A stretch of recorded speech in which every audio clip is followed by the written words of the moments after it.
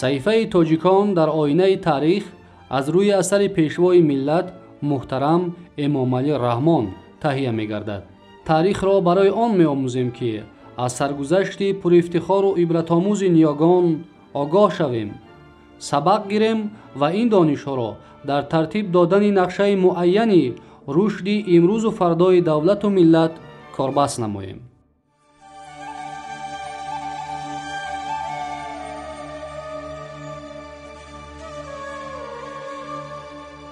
ادامه صحیفه تاجیکان در آینه تاریخ.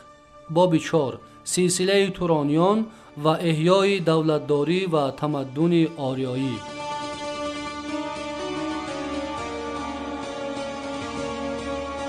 همین طریق ضدیت امپریای ریم و دولت پارت پیوسته ادامه داشت و جنگ‌های شدید و آشتیناپذیر میان آنها با غلبه یکی و مغلوبیت دیگر انجام یافت.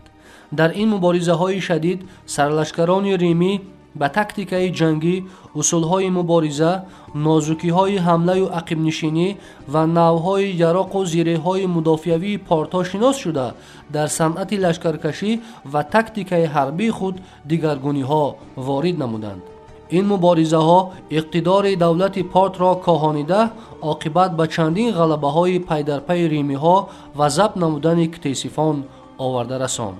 دولت پارت در جریان مبارزه‌های شدید با امپریای سلجوکیان و دیرتر با امپریای ریم نه تنها تمدن آریایی را پشتیبانی کرد و رواج و رونق داد، بلکه بهترین عنصرهای تمدن اجنبیان را از بر نموده تأثیر متقابل دو فرهنگ را بنیاد گذاشت.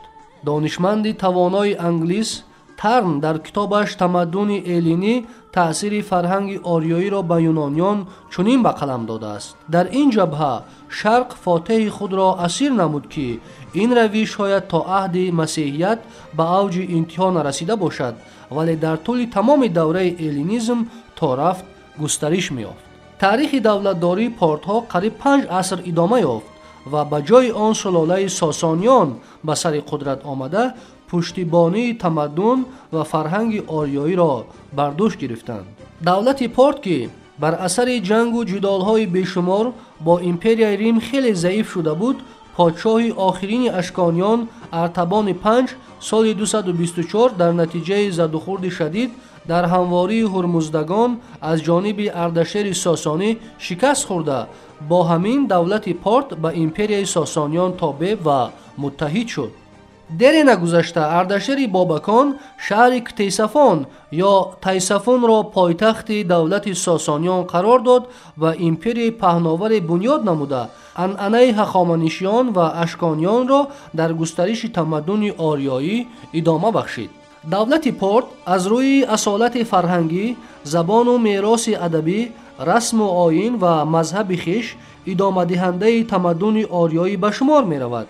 اگر هخامنشیان تمدن آریایی را در آغاز تشکلش شهرت جهانی بخشیده، قوم و قبیله های پراکنده آریایی نژاد و آریایی زبان را در قلمرو یک امپری پهناور متحد ساخته باشند، اشکانیان پارت تمدن آریایی را از اثر ناگوار اصطلاح مقدونیان و شاید از خطر نابودشوی و به گوشه فراموشی افتادن نجات دادند. تمدن نوخیز الینی از دنبال سربازان مغرور و خودپرست اسکندر مقدونی دامن گسترده فضای فرهنگ و تمدن‌های موجوده قلمرو هخامنشیان را تنگ می‌کرد. برای سیاستمداران و کشورکشایان یونان و مقدونی دولتداری یونانیان شکل عالی‌ترین دولتداری عالم، تمدن و صنعت یونانیان والاترین فرهنگ بشریت و زبان یونانی شیواترین و مکملترین زبان ساکنان مغرب و مشرق بود و آنها حتی با زبان بیگانه حرف زدن را برایشان عمل ناشایسته می‌پنداشتند.